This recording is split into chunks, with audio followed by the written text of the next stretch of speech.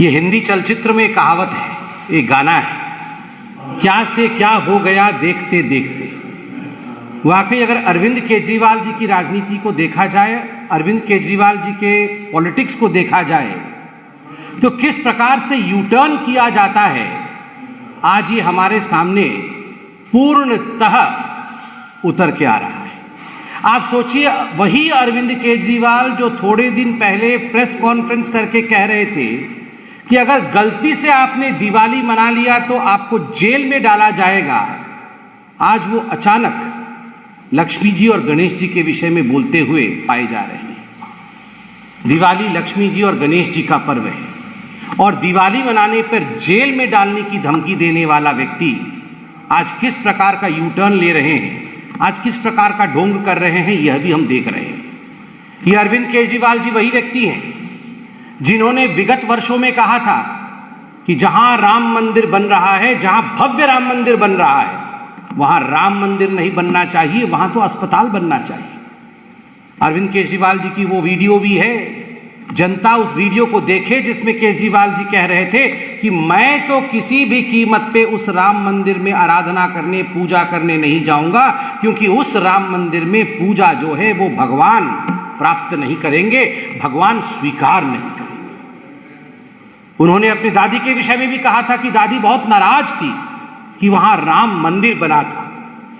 और आज आप सोचिए कि किस प्रकार से अरविंद केजरीवाल जी ने यू टर्न लिया है। ये वही अरविंद केजरीवाल जी है जिनके बहुत सारे मीम, जिनके बहुत सारे हिंदू विरोधी फोटो प्रसिद्ध हैं उनके ट्वीट में। लक्ष्मी गणेश जी की पूजा कभी भी दिवाली के अवसर पर या वैसे भी स्वस्तिक चिन्ह के बिना पूर्ण नहीं होती। दिवाली में जब हम दिवाली मनाते हैं तो स्वस्तिक चिन्ह बनाते हैं, स्वस्तिक चिन्ह को अंकित करते हैं, तब जाके ये पूजा पूर्ण होती है। इसी स्वस्तिक चिन्ह को झाड़ू से मारने का काम, इसी स्वस्तिक चिन्ह के ऊपर झाड़ू चलाने का काम और स्वस्तिक चिन्ह के ऊपर हंसने का काम अरविंद केजरीवाल जी ने ट्वीट के माध्यम से किया था। वह ट्वीट भी आज जनता जनार्दन के सामने मौजूद है, पब्लिक डोमेन में है। आप देखिए, वही अरविंद केजरीवाल जी आज भक्त बनने की कोशिश कर रहे हैं।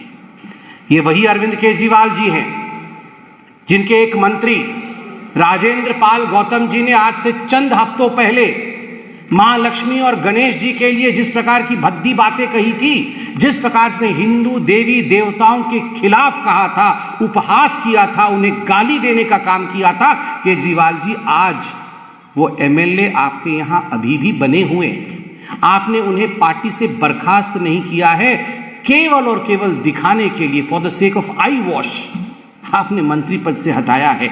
आज भी वो आपके एक बड़े नेता हैं, आज भी आपके पार्टी के एमएलए हैं। मां लक्ष्मी के खिलाफ और भगवान श्री गणेश के खिलाफ उन्होंने टिप्पणी की थी। इतना ही नहीं, ताहिर हुसैन और ऐसे अनेकों नेता हैं अरविंद केजरीवाल जी की किटी में, अरविंद केजरीवाल जी की पार्टी में, जिनके कारण 85 लोगों को मौत के घाट उतारा गया नॉर्थ ईस्ट दिल्ली के दंगों में।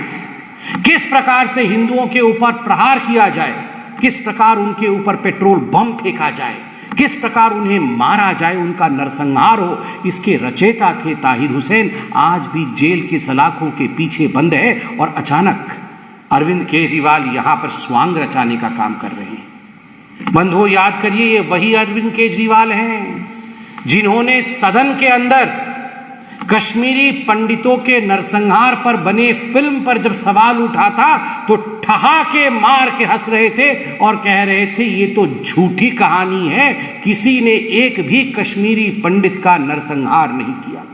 कश्मीरी पंडितों को दिल्ली में नौकरी देने से इनकार करने वाले अरविंद केजरीवाल, कश्मीरी हिंदुओं के ऊपर हंसने वाले अरविंद केजरीवाल आज अचानक जो हिंदू बनने की चेष्टा कर रहे हैं, ये यू टर्न की पराकाष्ठा है।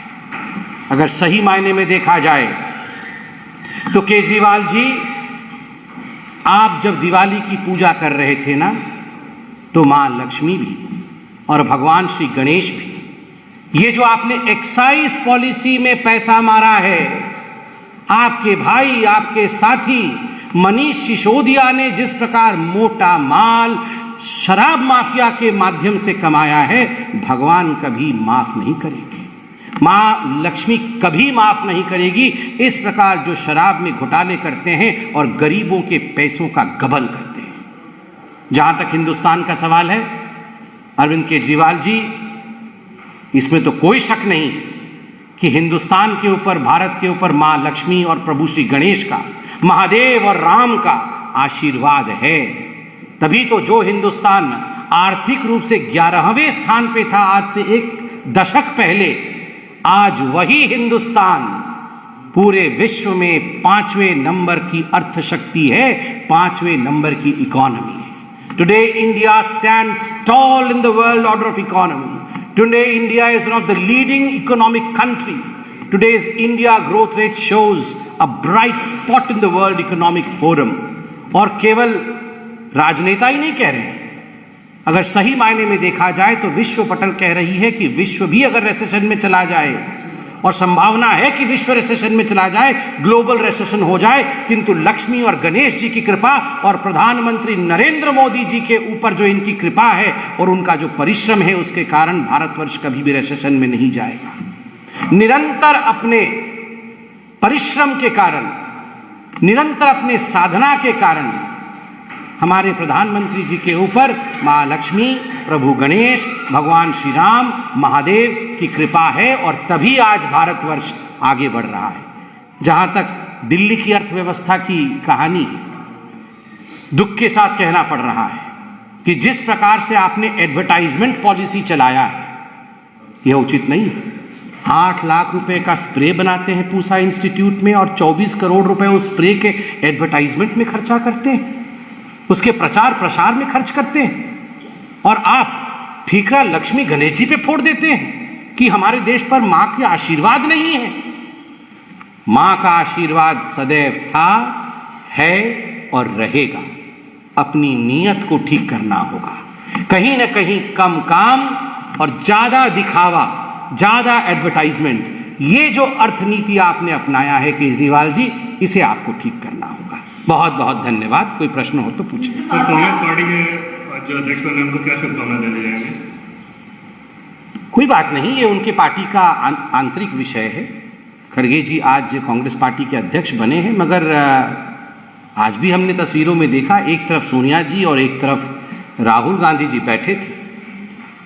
खड़गे जी हैड नो लीवे, दोनों तरफ परिवार बैठा हुआ है, और है तो उनका आंतरिक विषय, मगर मैं तो इस पे कोई टिप्पणी करना नहीं चाहूँगा। मगर खड़गे जी ने तो खुद ही कहा था कि अगर हम बकरा ईद में बचेंगे तो हम मुहर्रम में नाचेंगे।